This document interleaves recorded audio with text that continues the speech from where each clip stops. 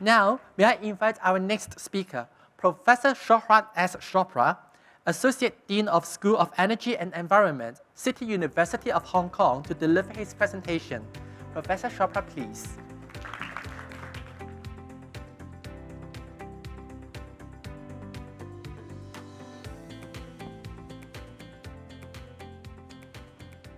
Thank you. Thank you very much for having me, BEC, Simon, and Merlin. Thank you. Today we will be talking about designing for resilient infrastructure systems in the northern metropolis. I'm an academic from CityU. I've been in Hong Kong for the past 8 years now. So let me give you my sort of sense of how things work. So we model systems. We model complex systems. We treat the built environment as a system of systems, right? Traditionally, we've been modeling and asking questions about resilience, sustainability, and from a very siloed perspective. We'd like to optimize single system one at a time, but then we always lose opportunities at the intersection of the systems, right? So the transportation and finance and so on, right? So that's what I'll be talking about. So what we do in my research group is we apply systems modeling, analytics, and simulation.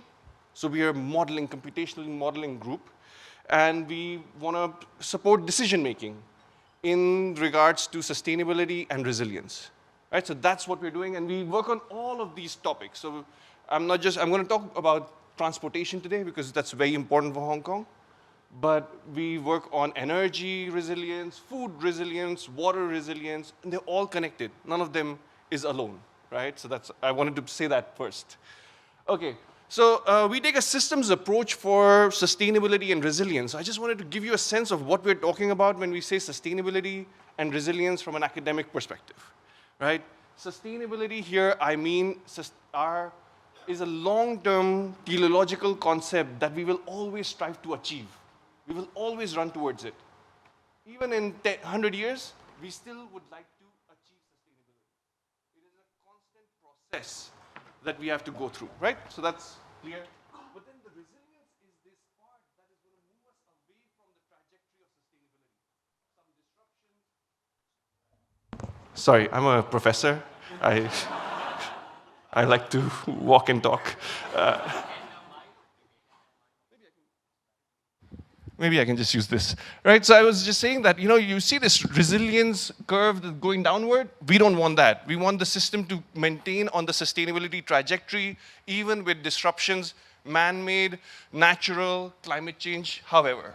So we're talking about unknown unknowns, disruptions that we don't even know exist that will cause disruptions to our systems. So then we need methodologies. So the methodologies that go around quantifying sustainability are based on this idea of industrial ecology, where we are mapping flows of materials, right? Because ultimately the source or the constraint right now is, do we have the materials? Do we have materials for our chips? Do we have materials for the AI data centers that we want to build? Batteries, so on, right? So where is that material coming from? So to make sustainability decisions, you need to be talking about flows of materials that you are depending upon. Then there's also, of course, the life cycle assessment, which is an ISO standardized methodology, and so on. On the quantification of resilience point of view, it's more not developed, right? So it's like underdeveloped, whereas sustainability methodologies are quite developed. So we'll be talking about resilience now. Right, so resilience as this idea, this is from like the back in the day, right? So this is the history of resilience. We have looked at resilience from a robustness point of view, right? Where we look at, is the system fault tolerant? Very risk-natured perspective, right? We know what are the shocks that can occur. Then there's the adaptive capacity, resilience triangle bit. So we wanted to see whether this triangle can be shorter or smaller, right? That was one of the ideas.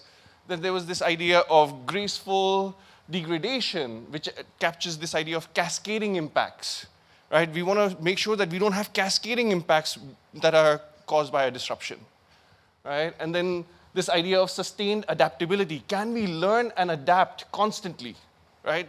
These were the various concepts that have been covered across the literature. So one thing that we need to do is to make sure that we cover all of these things, because all of these have value, and they have trade-offs among themselves, right? You try to optimize for adaptability, you make it difficult for you to absorb shocks and things like that. So we have to evaluate the trade-offs between them as well. Right, so let's come to the main case study. In Hong Kong, we really depend upon our transportation. I don't have to tell you that. All of you took public transportation, most likely, to get here. Because 90% of all passenger ridership in Hong Kong is on public transportation system. That's the highest in the world.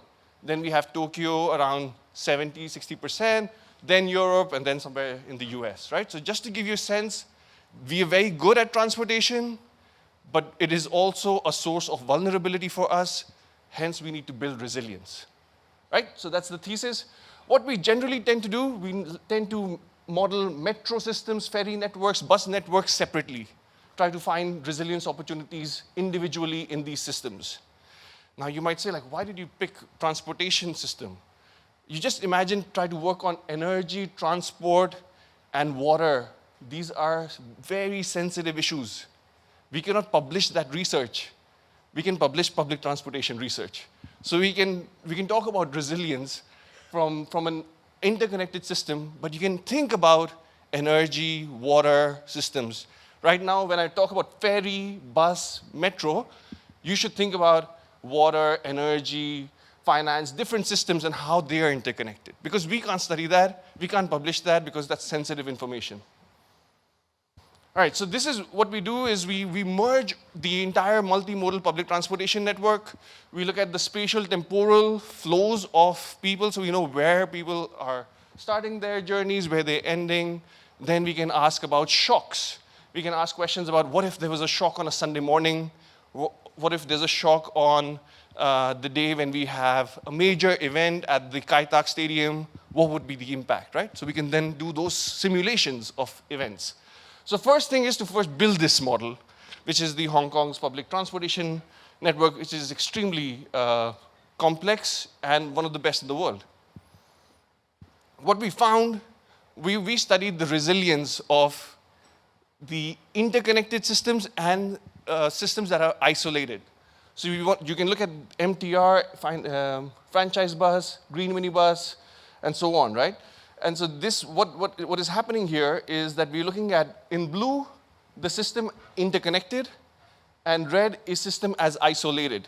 So we're saying that if we do not look at the systems as a whole, right? So when you look at the interconnection, you find more resilience opportunities, right? If you look at the systems individually, you will find less opportunities. So what we want is more of an integrated planning.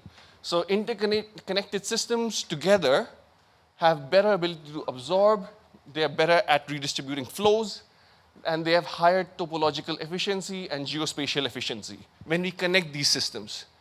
Great, we should do that. But there's a problem, right?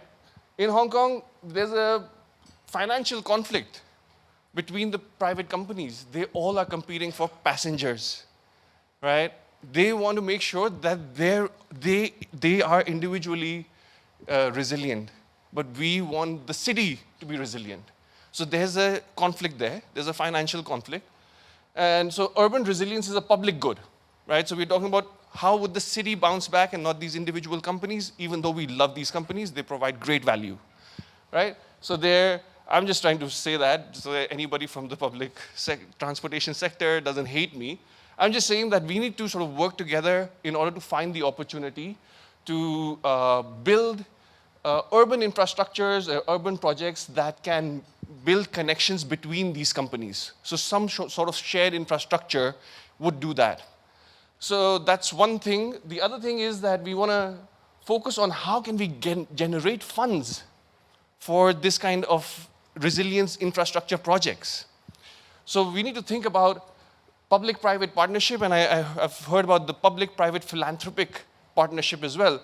And I don't think the philanthropy part would have any negative impact here. I think we should have more stakeholders in that case. But public-private partnership I've studied, and that makes a lot of sense to think about resilience bonds for infrastructure investments, and not just for Hong Kong and Greater China, but also Southeast Asia, I think there's a lot of investment projects going to be coming up there. Can we be using some of our funds to support that? Finally, I want to say that by leveraging public-private partnership, we can jointly fund integrated infrastructure. Anytime we have a disaster, it's not just a shock in terms of its performance or the functionality that it can provide.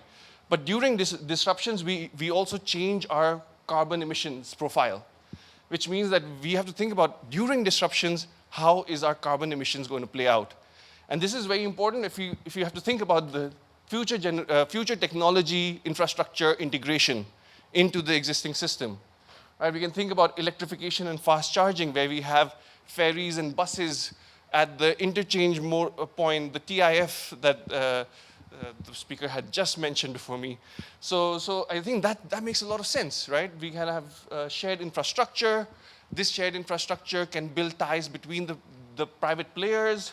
They have more skin in the game to help each other out during disaster events, right? So that's the premise here.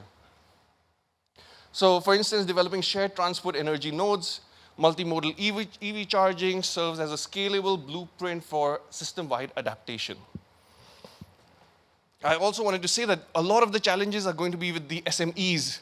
We need to help SMEs move along. So this is one of our student-led startups where they're trying to do full-scale LCA reports using LLMs and also do the risk management using lat-long information with existing publicly available Hong Kong data, which is exciting. One of the reasons why I came to Hong Kong was the publicly available data sets for such a urbanized city, which is another reason why we can do these kinds of developments. So thank you very much. I just wanted to acknowledge my teammates, all the research collaborators, all of the funding sources that Hong Kong has provided us, and I hope they will continue to do so. Thank you. Thank you, Professor Chopra. Please take a seat.